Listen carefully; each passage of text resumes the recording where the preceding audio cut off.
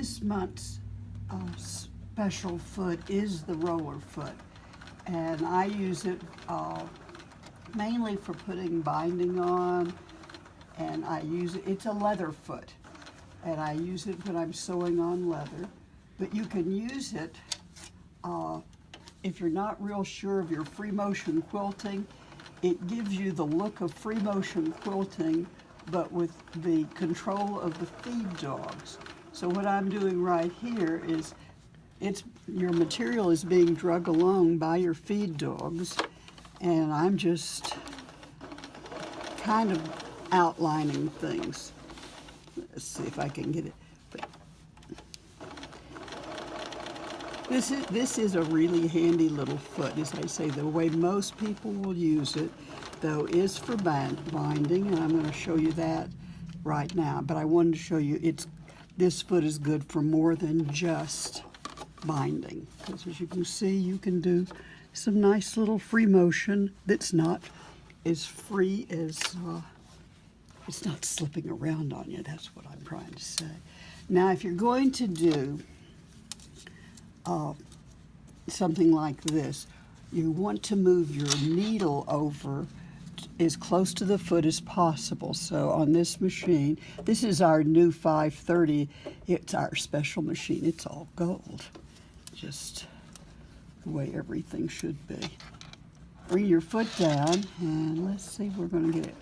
See how nice and close I can get to your binding. Now, this binding strip I cut out of of course my thread broke. This is wonderful. Hold on while I thread it. Fortunately, it is the Bernina, and it's easy to thread. But for my debut in the video world, this is a great start. Well, it's just an added lesson in threading your machine. That's right. And as I say, thank God it's a Bernina, because we would be here forever with me threading it. Now I'm going to move it back, the needle all the way back over the other way, so it doesn't interfere with the roller foot, and it may still. I'm going to take the roller foot off because it is banging into my threader. There you go. So see, that's a good lesson. No threading your machine with the roller foot on. That's it. See, you threw in an added lesson. That's right. I learn things all the time. Okay. Now we're ready, I hope, to go. As I was saying, normally on binding, anything, I use bias. And on this little bitty thing, I thought, well, it's really not necessary to do a bias strip. Let's go this direction. And let's move the needle back over, close at hand. Bring it down.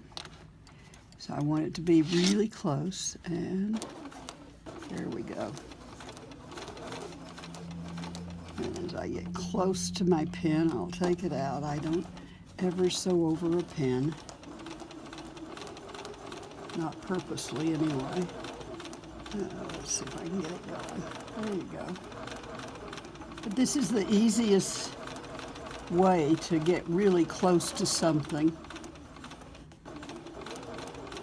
And this month, the roller foot is on special. I don't know that we have any in the shop. I brought this one from home. It's one that I do use quite a bit. And so I just brought it from home. But if we have to order it for you, you'll still get your 25% discount, because it's the foot of the month. And it'll just take you a couple of, 3 or 4 days before you get it. But as I say, if you're doing something like this, cut a bias strip. It'll bend easier as you want it to go around something. But it makes a lovely. It does a great job. It does.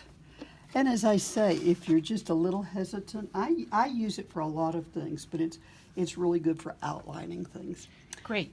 And we'll see you next month.